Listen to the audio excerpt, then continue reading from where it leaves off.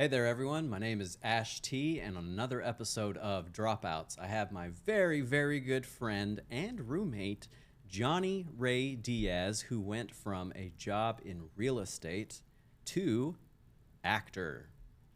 Johnny, thanks for coming by today. Man, that setup, I felt something. Did you feel terrible about it, or do you want me to do it again? No. Okay, I just thought it was funny. It was All right. funny. I enjoyed it. It was it was fun. Sometimes my voice comes off as sarcasm. Actually, all the time. So that's probably why. The whole intro sounded sarcastic. Yeah. It was a sarcastic thing, right? Still working on that. Okay, good, man. But you did go from real estate to acting. Yeah, I did. Unfortunately. Unfortunately, oh. I'm just kidding. No, I Okay. went from making a lot of money to nothing. It's fine. This is a story of how it always goes. Okay, we'll talk about real estate. You started in college in Arizona, right? Yeah. Okay. So right out of high school, I decided that I wanted to work at a bank. I don't remember why necessarily, but it just seemed like You don't know why. a logical place. I think part of the reason is that I had a lot of my family members were in the mortgage industry. Okay. So I felt like, okay, well, there's a place where I can make money. And this is weirdly enough, when I was in high school, I had so many different types of jobs my entire life. But at the time, I was working at a puppy store at the mall. And I was an animal care tech, and I was taking care of the dogs at the mall that you'd go in there. They don't have them anymore, but you could actually buy a dog at the mall, right? Okay. Terrible place to buy a dog, by the way. It's thousands of dollars, and they all have diseases. But anyway, so I was taking care of the dogs. I remember on my break, across the street was a Bank of America. And I was like, you know what? I remember like pointing at it one day and telling my coworker, I'm going to work at that place right there. Watch me. It's going to happen. And then I got hired there right after high school at that exact same spot. What did you get hired as? A bank teller? Bank teller was where I started off at. Pretty much everyone starts off at that position unless you have a college degree.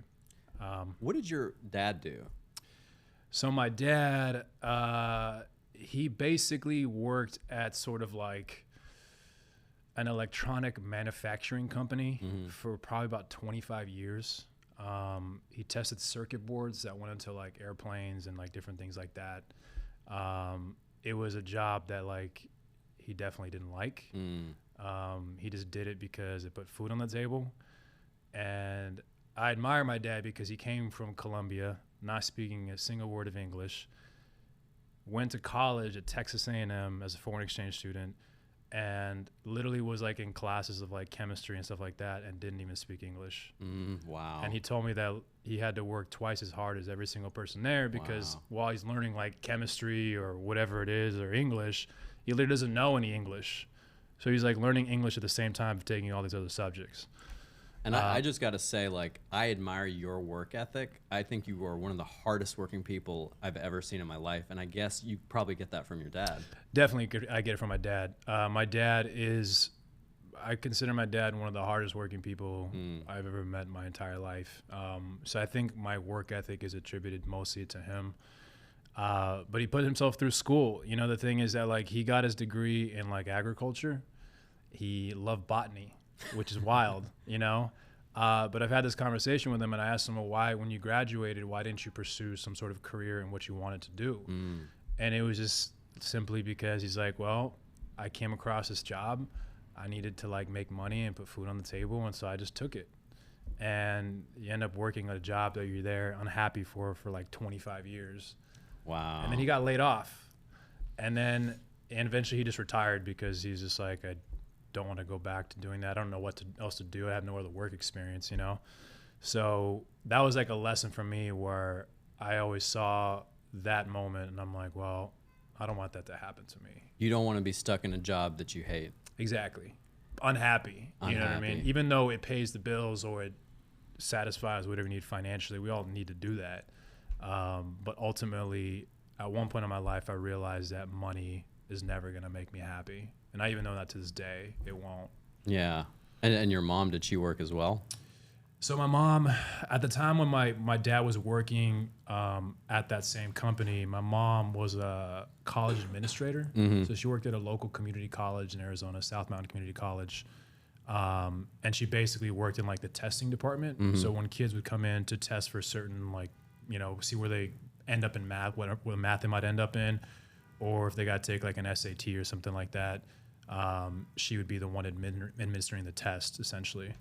And she worked in administration for a number of years and eventually was like, I don't want to do this anymore. And then she got into the mortgage industry. And at that time is when I became a little older. And I think that's how I sort of gravitated toward that, because she was like telling me, like kind of bending my ear saying, hey, you can make some money. You could do really well. And imagine if you were like a realtor, I could pass you loans. Oh, and family business. Exactly. And so there was some familial pressure to get into real estate, probably. Yeah, it was just kind of like, I think at the time, it wasn't necessarily that I was drawn to that per se. It just looked like I could make money doing it. Yeah. It was more of a financial thing where I'm like, okay, like my mom is kind of doing this. One of my uncles was kind of involved in this industry as well. And I was like, yeah, it seems like a logical thing to do. Right. You know what I mean? So yeah, let me do this and I can make some money and then I'll be happy. That was my thinking. I was thinking like, I had like this number in my head. I'm like, okay, by 25, I need to be making 6 figures a year. I need to have multiple houses. And that's how I saw things, where I was like, that was my ambition. Yeah. But it didn't work out that way. Interestingly, when you were at Arizona State, you majored in journalism. Yeah, I changed my degree multiple times. Oh. So before I went to ASU, I went to Mesa Community College, and I got my associate degree in business marketing. And I was actually doing really well. Like I actually won like some business competitions, doing presentations and stuff like that, where I got some scholarships. And I was thinking like, yo, business is going to be like a thing for me, because I actually do like business. Like I kind of had this idea of one day owning my own business and running my own thing. And then so after I graduated from that community college, I transferred to ASU into the business school. And I remember sitting down with a counselor, and she was like, okay, these are the classes you're going to take. You got statistics, accounting 2, accounting this and that, another statistics class and a math class. And I was just sitting there like thinking like, oh my God, math is my worst subject. Like, what am I doing? What am I taking account? And like, what am I going to do with all these classes? I don't even know how I'm going to pass these classes, So you were good at business, but not quantitative math. No, I was not. Okay. So you're good at talking. Yeah. But not calculating. Exactly. Okay. So I was like, all right, well, I don't know if this is for me. And I remember I was really torn at the time between what do I do with my life? I didn't know what to do. And so... But you got to push it along. I got to push it along, and I started thinking like, maybe I'll do criminal justice. So weird. Everybody wants to be in criminal justice. Well, because the way I saw it was that I was fascinated by it. I thought, here's a job that I could do that's different every day. Yeah. I had this fantasy of becoming an FBI agent or a U.S. Marshal, the highest level of the law, right? Where I could actually be out in the street still. And so I kind of started getting into that for a while. Like I was in the local, the Chandler Police Department's Explorers program, where you can basically get in there and you can they kind of go through like a program of showing you what it's like to be a police officer. I did ride-alongs with police officers. I don't remember how old I was, but I remember kind of going through that program where you have the gun and you're walking through the room and they're like, you're taking down suspects. You know what I mean? What? That is so cool. I didn't have that growing up. Yeah, I mean, those are those programs that you can get into that if you that's what you want to do, you can look for them and you can find them. So I was very active. When I had my mind kind of set on something, I'd be like, okay, I'm gonna go get into this. So you're kind of all over the place with the things that you wanted to do, huh? I know, and that was the problem, is that I like doing so many things. Yeah. And I like knowing how to do everything because I hate asking for help. And I want to know how to do something. If I don't know how to do it, I'm like, I wish I knew how to do that. Maybe I should learn. Right. So that was always fascinating to me. And then I remember I was all over the map, man. I almost joined the military. And so I took the Scottsdale Police Department was looking for police officers. So I was thinking like, okay, well, I could do Scottsdale, be a police officer for a couple years, then eventually try to work my way to the FBI. And that kind of came in with the business school possibility because you can get an accounting degree and you can join the FBI. And so I took the written test. Me and a few friends took the written test for Scottsdale Police Department. I was the only one that passed. Everyone else didn't pass. And all I had left to do was the physical exam. And I remember it was scheduled like 2 weeks out. And then as I was leading up to it, I was like, I don't know if I want to do this. And I remember my girlfriend at the time was telling me, you're too intelligent for this. Oh, ouch. She's like, I was like, what do you mean? I was like, this seems like a cool job. All the changes all the time. Like, I don't know what to expect. Yeah. And she was like, I just think you could do so much more. And she kind of bent in my ear more. And then eventually I was like, all right, well, maybe this isn't for me. So I didn't do the physical, and I just let it go. Wow. And so I was doing business, and then so at this point, you've never considered acting ever at that time period between the time you were born. You didn't do plays. You didn't do anything. I did a play. My first acting gig was a play when I was like maybe 7 years old. Okay. It was like I was one of the three wise men, you know, because I went to like a private Christian school growing up, and so that was the only thing. I had no lines. I did too. Oh, there you go. So I had no dialogue, and I was still nervous as hell. And I remember just being up there like holding the thing with like, this, like a turban on my head, you know, and I was just like, I don't know what I'm doing, you know. That was it. I literally hadn't done anything else. Wow. You know, my first real taste of it was high school. I took an elective freshman year of high school. I took a drama class. Mm-hmm. That was my first thing ever. And the only reason I took it was because my cousin was in the class. And I was like, drama? That seems kind of cool. Like, all right, I'm going to try it. And then I remember I did an improv where I had to be in an elevator pregnant. And the whole class was just like laughing hysterically. And I was like, yeah, this feels kind of good. I'm making people laugh. Yeah. But other than that, like I really hadn't done anything. It just, the acting was such a pipe dream. You know, I don't come from a family of artists and actors or really anything. Like it's like my parents are immigrants. Like it's like, yo, get an education, get married, have kids, work at the same job for 30 years, and then that's it.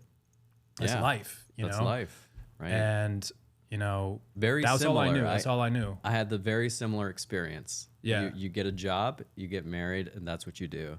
Very interesting, the parallels between Hispanic and Indian culture, too. For sure. It's very similar. Education is very important. Yeah. I think more to you guys than us, necessarily. But, you know, but the job and the family is very crucial on our part. So. Every time I see, like, an Indian not winning a spelling bee, it just breaks my heart, you know?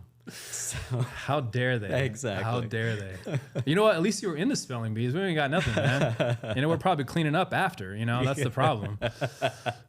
So, but no, man, that's kind of been that journey of you know, trying to, I think, navigate things. And you know, the things have changed. You know, I think that idea of thinking of like this is the way to do life. Yeah. Is not necessarily the way it is now. Absolutely. You know, so it's changed a lot. It's changed a lot. But you got into real estate, and you were doing that for how many years? So I was working at Bank of America. I eventually got promoted to a sales and service specialist. Okay. After that, they wanted me to be a full-time banker, but I was still in school, and that didn't really jive with me. So I ended up taking a financial service consultant position at a credit union, basically doing loans, opening accounts, checking savings accounts, investments, stuff like that. And during that time, I said, let me get my real estate license because that seems like the natural progression. Yeah. So I got my license. I think I was like 21 when I got my real estate license. And it actually was like kind of terrible timing because when I got it was like right when the recession happened, like 2008. So right prior to that, boom, I got my license, starting to show people properties, going out there, and all of a sudden the market just tanks drastically. Yeah. So I got a lot of experience working in short sales and foreclosures and understanding that whole thing, which I didn't know anything about. So I did real estate while I was still working at the credit union for probably about 2 to 3 years, roughly. I was working at the bank longer than I continued doing real estate because I kept doing that for a little while after. But Did you enjoy either of those jobs? No, I hated it. I actually, to be honest with you, that's like a big thing I'm telling you. But at the credit union, oftentimes I'd get caught sleeping at my desk, literally just face planted on the desk. And I'd wake up to the manager either nudging me or taking a heavy book and just slamming it on the desk. And I'm like, oh my God, what's happening? And I got like drool on my face. You know what I mean? Because it was just so boring, especially when there was nobody there. I'm just like, what am I doing here? I'm just sitting here like looking at accounts and like calling people to say, hey, you want to set up a savings and money market savings account? And it's like, I don't care. Yeah. You know what I mean? They're like, we got to hit a quota. I'm like, I don't care about a quota. You know what I mean? Well, it's good you didn't have panic and anxiety attacks about it. It was just boredom. Look, when I was in med school, there's a story where I was just sitting there in a 140 classroom and the teacher's talking, the professor's talking. I fall asleep. And the next thing I know, someone's nudging me because I'm snoring so loud that they had stopped the class. So I think I have the same experience as you with boredom of a thing. I mean, it's a good indicator that that's probably not what you're supposed to do. Yeah. Right? And I was still like in my early 20s and I'm already bored. Yeah. And so my mentality was like, if I'm bored now, how am I going to be doing this for 20 years? Yeah. Like, how am I going to manage? You know? And some people really get a kick out of it. And I admire that. Like, you know, early on, like, this is what I really like and I'm into it. And there's nothing wrong with that. I know. I think it's amazing that some people know exactly what they want to do and they go for it. Yeah. And then others like us kind of like, what do we want to do? What was the straw that broke the camel's back for you where you said, I'm going to do this acting thing when you haven't even really done any acting? You're not even interested in it, really. What am I doing with my life? Yeah. What happened? What was... So this goes back to me doing lots of jobs, right? So while I was working these corporate jobs, I set up a business with one of my best friends in Arizona. I set up a nightlife marketing company. And so I would literally set up events at clubs, at nightclubs. I'd bring artists out to perform, DJs from different parts of the country to come out and to spin. And we'd have like weekly residencies at different nightclubs around Arizona. We'd have different nights and I'd set up fashion shows and I'd do all these different things. And literally I would be producing all these shows because I'd have to hire everybody to like get the thing going.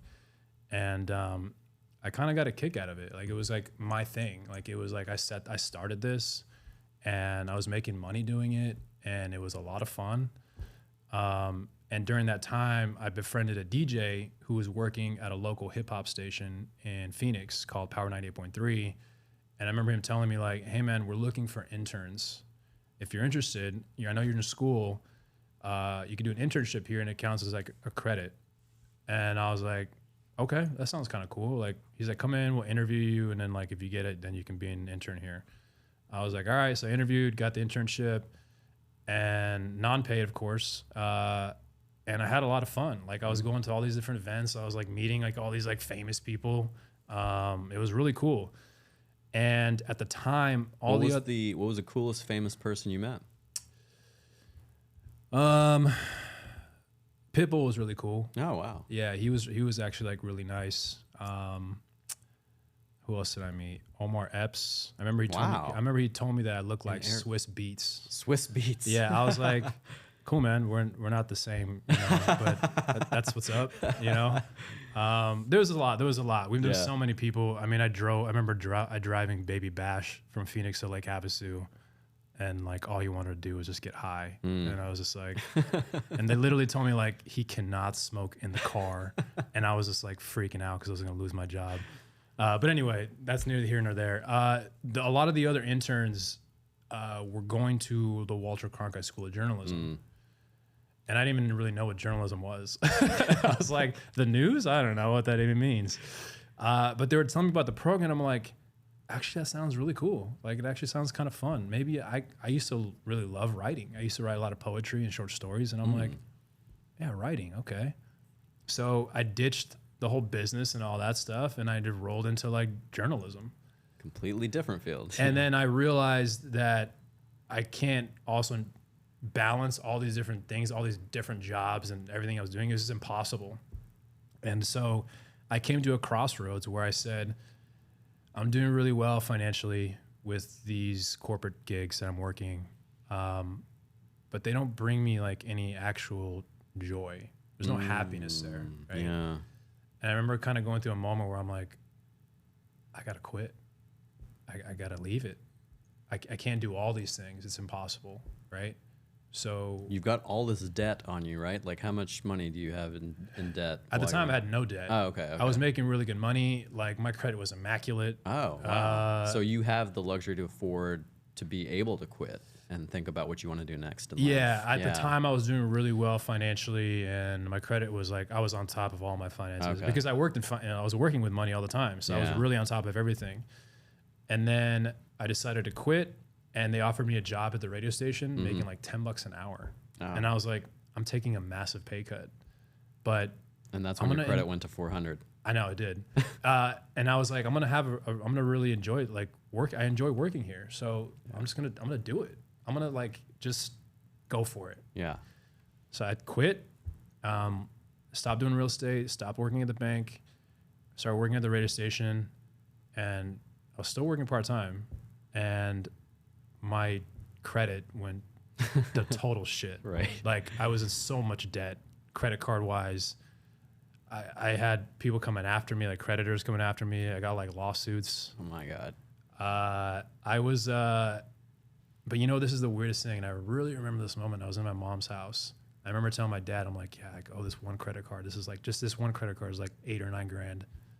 But I was like, I feel so much better. You feel alive. Yeah. I felt, even though I was like, the debt was like up to my neck, after leaving all those jobs, like that corporate stuff, I can't tell you how lighter I felt. Interesting. I actually felt more at ease. I felt happier.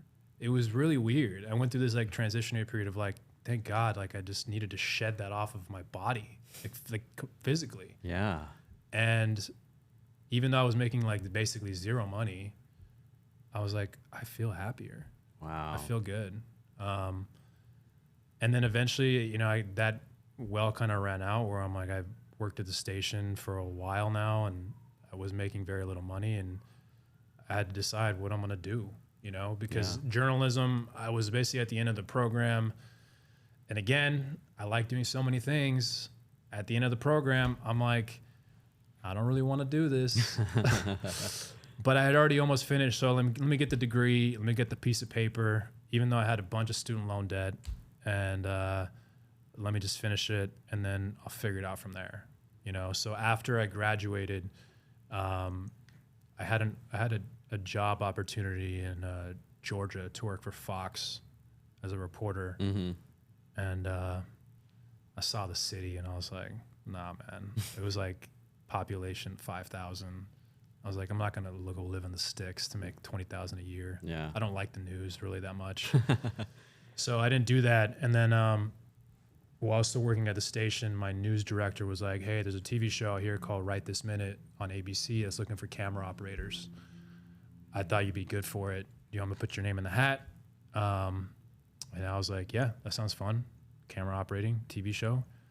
And I got that gig, quit the radio station, and I worked there for like a year and a half on this TV show. Met some amazing people. Some people that were even connected to LA. The producers of that show were the former producers of TMZ. And so they had a lot of LA ties. And while I was down there, I went through this really big reflective period of, Johnny, what are you going to do with your life?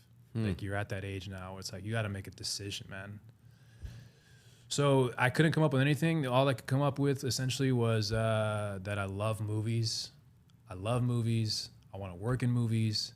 I don't know how to work in movies because I don't know anybody in movies, but that's what I'm going to do. Wow. That's what I love, and I'm going to just figure something out in movies. And so I just decided to basically do that, and eventually came out to LA. So you have the classic story of someone that comes out, packs all their stuff into a car in tons of debt, comes out to LA with basically no contacts except maybe for this production company, maybe a little bit there. And you're like, I'm just going to see what happens. That is so brave, man, to just have no plan, be in debt, and come out to LA and you're just going to figure it out. I couldn't do that. Yeah. Like I had to have a plan. Like I was like, I need some money before I go out there. And you're just like, I'll figure it out. I mean, yeah, I guess so. I mean, I guess I'm a very resourceful person. You are. And so I'm always like, hey, it's gonna be okay. Like I feel like I'm gonna figure out a way to make money out there. I feel like I do best when my back's against the wall. Interesting. Where I'm like, all right, now I'm in a pickle. I gotta get myself out of this. I figured out. I am the opposite. I do worst when I'm backed up against a wall.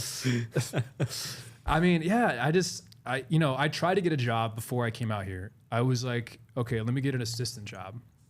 Got a call. In my head, I have no idea what anything about LA, what it's like out here. Yeah. And I don't know anybody. And so in my brain, I'm thinking like I have a college degree, and I had a few like resources where someone would come out, write me a letter of recommendation to like a production company out here, and I get a job as an assistant. Easy. Yeah. Like who's not gonna hire me? I'm such a good worker. I'm like, come on, guys, you don't know?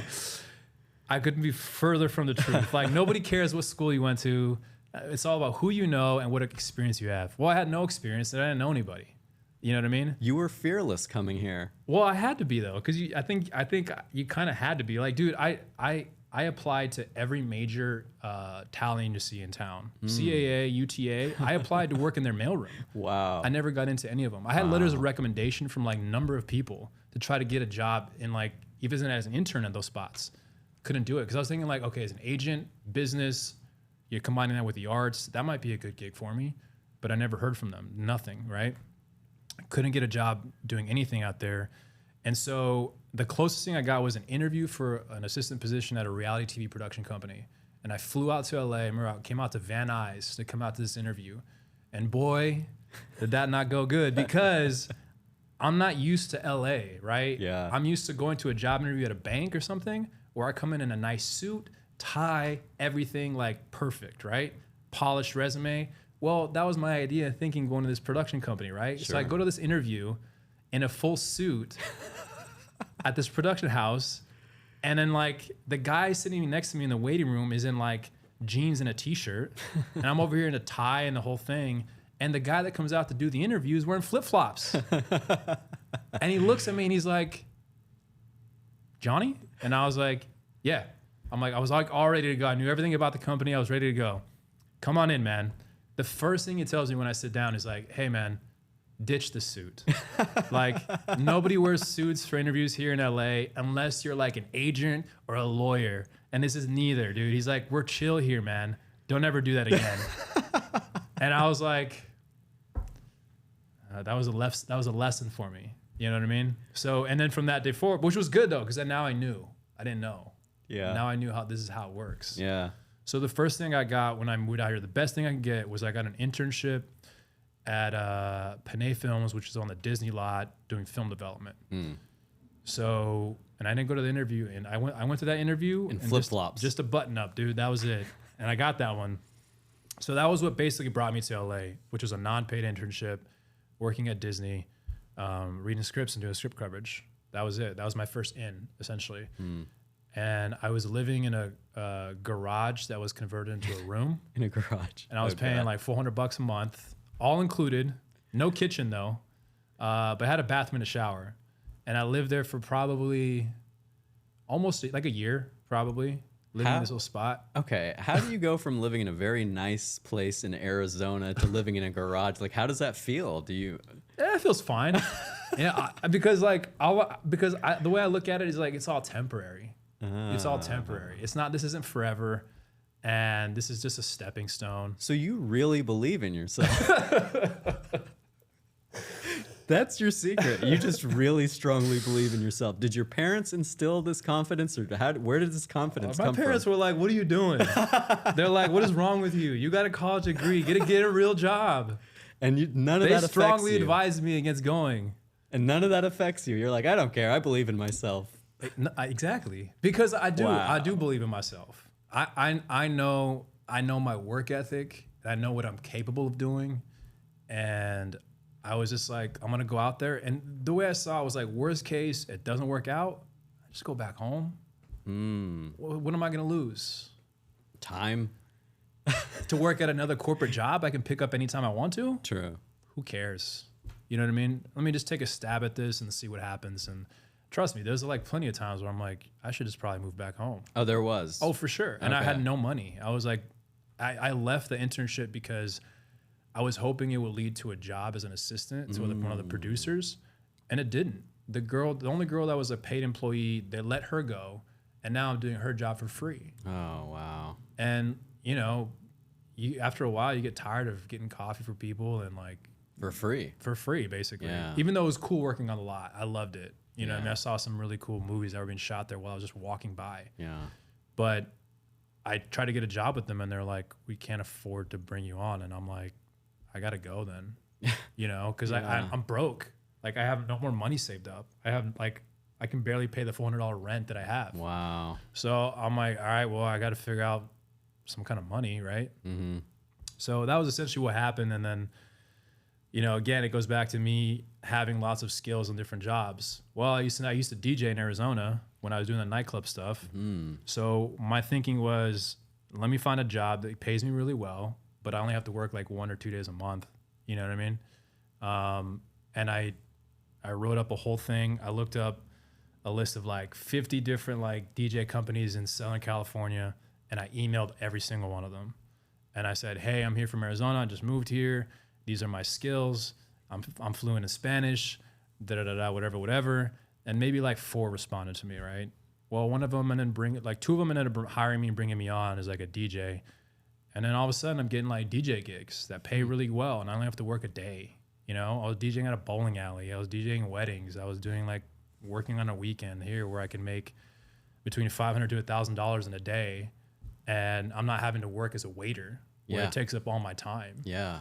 So that was what I did in the meantime of trying to make money to like get myself going again, where I'm like, okay, I got to get like something going because like this is not going to work, you know?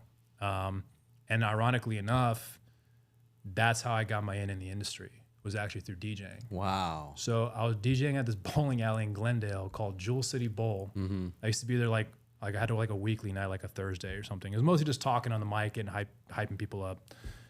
And this girl came up, and she was requesting songs, right? And she was with a huge group of people.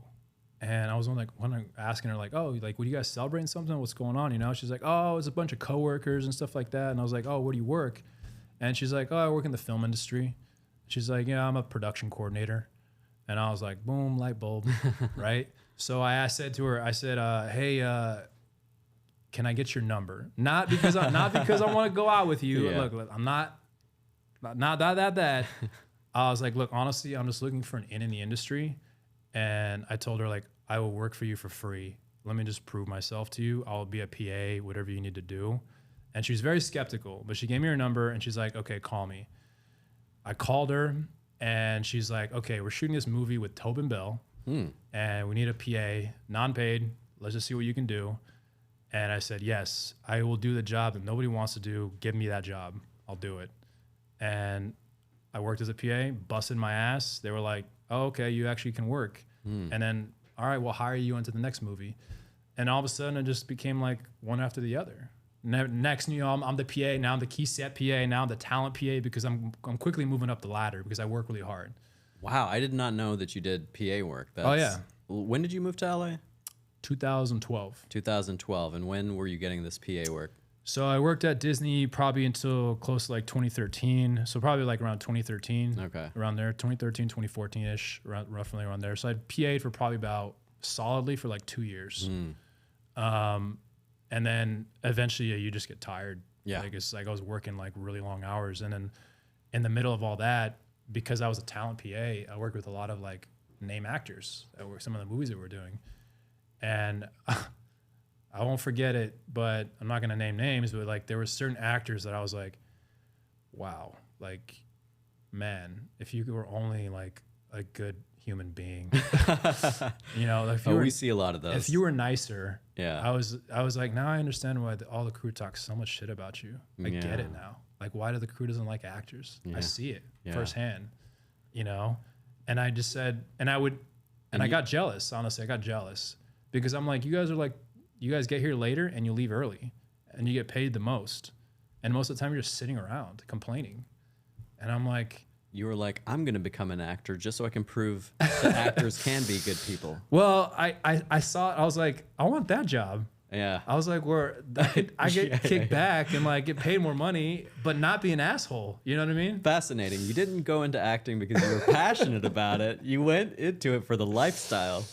No, that's not the full reason. No, it sounds that way. That's not the full reason. But I was intrigued by it. Yeah. I was very intrigued by it, and I saw what they were doing, and I'm like, I think I can do that. You know, I think deep down there was always a desire to want to do acting in some senses, even as a kid, of like being fascinated by like Jim Carrey and like making goofy faces and like being the kid in class that was like doing sketches and doing weird characters. Like I've always Jim Carrey was my hero. Yeah, he's like so fascinating, especially when you're growing up. And I loved that stuff, but I didn't know you could actually monetize it.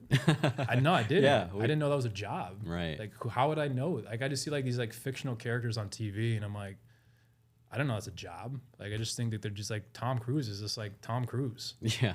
I don't know. I didn't know you could actually be Tom Cruise. So you took acting classes. You started taking acting classes, and the first time you did that, did you feel like, oh man, this is exactly where has this been my whole life? No, I was terrified. Okay. I was terrible. And I remember I saw these two actors in class do a scene from 6 Feet Under, and I was like, dude, I can't do that. I was like, that's good. Like, that's good stuff. And I was just like, I was terrified. The first scene I ever did in acting class was a scene from Something About Mary. And great movie. A great movie. The scene didn't go well. But I just was like, I think I can just get better at this. And I just stuck with it. And then eventually at some point it just kind of clicked. And I was like, this makes sense to me now. I remember when we first met, it was in a Ryan Williams Screen Actor System in 2018. And I always had conversations with Ryan, and he said, when I saw Johnny act, I didn't think he would ever be the person that would make it out of all of us. I know. And he said that to me before. Yeah. And there was a point in time where all of a sudden I was booking like a bunch of work. Yeah. And he said that to me before too. And I said, you know what? Like, I agree with you. The difference is that like, I think my work ethic will take me farther than some of the people in this class that is equally talented, if not more, than me. Is because like, okay, like you're good too, but what are you doing with it? You know, and that was sort of my mentality. You know? Yeah, you put significant work in. You've been in the industry for 10 years at least, and you're now a series regular on a new show called Primo. You did it with work ethic. You just blasted past it. Were there any times where you're like, I just don't want to do this anymore? Or once you started booking co-stars and guest stars, were you like, nope, this is definitely what I'm going to keep doing? I mean, I think like everybody, you go through like cycles of doubt and thinking like, have I made the right decision? Like, it is really hard. There was like a lot of times, it definitely wasn't easy. There was a lot of times where I was like, I'm living in a garage. You know what I mean? I'm like, what am I doing? You know, like I could be making money somewhere else and be like not having to deal with this. So you have pounded the pavement for 10 years. You've become a series regular. But what were those times like when you thought, I can't keep doing this? What changed your mind? That like, no, I'm going to keep at it until I make it to the top. Yeah, I had a lot of those moments where I just didn't know if this was even my path, because, you know, you go through spells of just not working and doubt. You doubt yourself. Like, am I really good enough? Do I really have what it takes? I had lots of those moments. There was moments where I was like, I should just go back home and like just actually do something that like I'm not suffering, basically. But it really went back to that idea that I learned at an early age that money's not going to make me happy. Wow. So knowing that and already having felt that, what that feels like, where, don't get me wrong, it's great to have money. Yeah. It gives you access to a lot of things. But I knew deep down that making a lot of money wasn't going to like make me happy. So knowing that, I was like, well, let me just stick on this road, one foot after the other. Just keep pushing forward. And there is a game of longevity in this for sure. And let's just see what happens. And when I booked my first co-star in 2015, it was on Hawaii Five-0. I remember thinking, like, I was walking through the halls of my hotel in Hawaii, and I'm like, they just flew me out here first class, got me in a 5-star hotel on the beach, and that was the day I felt like a professional actor. And I remember, like, literally talking to myself, like, dude, you're a professional actor. Like, this is it. Yeah. This is what it is. Yeah. And so I was like, that first taste of it, it changes you immediately. And Booking that first co-star is the hardest thing to do. It is the hardest one. Yeah. Literally, I feel like that's the hardest role to get. And then once you get that, it's almost like people were like, well, he's been on TV, so we gave him permission to do that. So now he's going to be okay. And then from then on, it's just hustling and then auditioning and eventually just getting one role after the other and one after the other. And then before you know it, you're like, all right, I've done all those. Like, now I need a recurring part. Let me get that recurring part. And then you get that recurring part. And then you're like, let me get more recurring parts. Yeah. And then it just keeps going. And now you get to a certain level, you're like, all right, I'm done with recurring. Let me get a series, you know? And you just work your way up the ladder, basically. Well, what I've always been impressed by you is that you've always had some kind of side job. Now I kind of understand how you managed to do it, but you're always working. You were doing wedding photography. Yeah. You were doing all kinds of odd jobs to just like pay your rent and all those things while you continue on this 10-year journey to finally get to where you wanted to be. You make it sound so long. It is long. It is long. Yeah, I know. I mean, I've been fortunate that I never liked working for other people. So when I moved out here, the only job I ever had where I actually worked for somebody out here was I worked briefly for, I worked at Dodger Stadium. Mm-hmm. I worked at the VIP boxes. I was like a runner that basically would, like, somebody in the box would order food or beer and I just bring it to them. I think I lasted 3 months. I hated the job. It was horrible. And people treated you really badly. Yeah. Mostly the people that were in the boxes, honestly. And I was like, dude, I'm not like cleaning ketchup off the walls every day. Like, that's not what I'm here for. Yeah. Taking out trash, people just destroying. It was just like really bad. Right. And I lasted like 3 months and then I quit. That was the only time, that was the last time I worked for somebody. Other than like PAing and stuff, I guess that's still technically working for somebody.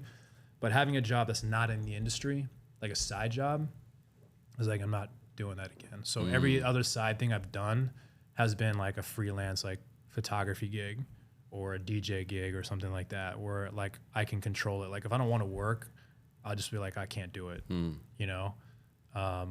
Because to me, that freedom is so important, that flexibility. Yeah. And I wanted to make sure that acting and film stuff was always number one. Mm-hmm. And I don't want to be tied down by a job saying, sorry, you can't get the day off. Yep. Or, you know, you can't go to an audition because you're locked in here from 9 to 5. Like, And you figured it out. You figured out what to do, like do the side jobs that can allow you to have that freedom. yeah.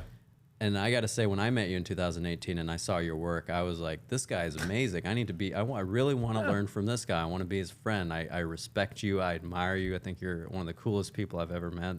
Of all the people that are successful, some people are successful much earlier, like they'll book a role in a year. But like, I was so happy when you booked your series regular. It meant so much to me because I realized that hard work eventually does pay off. I'm getting a little bit teary-eyed thinking about it. Hey, man, that's good. Yeah. But it's true, though. Like, I mean, when I got the phone call that I booked that part, I cried, dude. And it was because, like, I sat there and I was like, I busted my ass. Did. I earned it. Like, it wasn't like I just got here and, like, not saying that it happens sometimes. It happens. Like, you know, it is your right place, right time. But damn, dude, I busted my ass. And I earned this. You won. So I was like, it made me feel that much better because I was like, okay, like I just didn't swoop in here. It wasn't that I knew somebody that referred me to something. Like, it was hard. Exactly. You had no connections in the industry. You just came out here not knowing anybody and you worked and you did it. And so these types of stories also are available. So that's good. I'm just going to leave you with one question, which is if you could, let's say we have a person who is out there right now, they're considering quitting their job, but they're kind of scared to pursue a creative career in the arts. What advice do you have for them? you can't live in fear because, you know, the most valuable commodity in life is time, right? Money comes and goes your whole life, but time is the one thing you can't get back. No matter what you can do, there's nothing, you can't get it back. It's gone. Yeah. So knowing that it's gone and you can never get it back, why would you not take a chance now? Because you might fail, right? It might not work out, but you can always go back to what you were doing before. You can always find something else, you know, but you always live in that moment of, I wonder what could have been. I wonder what it would have been like if I did this. I think about my dad sometimes. Where would his life be if he had pursued what he wanted to do? Right. Would he be happier? You know? And I think this new generation is like more aware of those things. So they're more willing to take risks where now they have multiple jobs, or in a span of 10 to 15 years, they go through 4 or 5 jobs, you know, to figure out what you like, you know? But yeah, I think that's what it would be. I mean, what was it for you? Like why why take that leap? Like, was there, you obviously had the position you were in, you were good financially. Yeah. And is that why you felt comfortable doing it? Or were you still in a place of fear? I was always in a place of fear because I didn't want to end up on the streets with the heroin in my arm. But you know, that'd give you a story to tell though, right? Yeah. You could be like, man, I was homeless. People love that stuff. Yeah, now I'm a doctor again. It's okay. No, I think it was fear of regretting, like, taking risks in life. That's right. That fear started to pile up. But also, like, I have such a passion for acting. Like, the first class I took was literally the happiest moment of my life, to be reconnected to my childhood dream. So that's what kind of kept me going. The childhood play. Yeah, childhood play. Gone Bay the Duck Hunter when I was 6 years old. I like it. I'm connected to that, and that's what's kept me going. So that's a good thing to hold on to, because I feel like as the more you're in the industry, you lose that, you know. And I see other actors I work with sometimes that they lose like the joy of like why they're there. Totally, it's the grind. It's know. the lack of progress sometimes. Like a corporate path is linear, you know, like you just go straight up the ladder. But arts is like this, and that's been so difficult for me because I'll be doing like a huge movie, and then suddenly the next week I'll be doing a student film, and I'm like, am I progressing or not? I know, and that's what makes it so hard, right? Yeah, is because it can be very disheartening. Like the industry is not very gracious. Yeah, you know, and so you go through those spells all the time, but at the same time, it's kind of what makes it exciting. You know, because you don't know what's next. Yeah. You know, I might end up like in the streets, addicted to crack 1 second, and then next week I might be on another series, right? Maybe, right? And maybe that's the process. That gives you character to build or whatever. I don't know. Yeah. I mean, I think it's all of it. Yeah. It's all of it. It makes it more interesting too, because you never know what's going to happen next. Yeah. So. Well, this was a really amazing talk. Glad I got to know you a little bit better as my roommate. Yeah. Hopefully we'll continue to be roommates for a while. Yeah, by the way, rent's due, if you don't mind. Paying that off? I know. I'll get to it eventually. But this is me signing out saying, I believe in you. You can do anything you want in life. There it is. Yeah.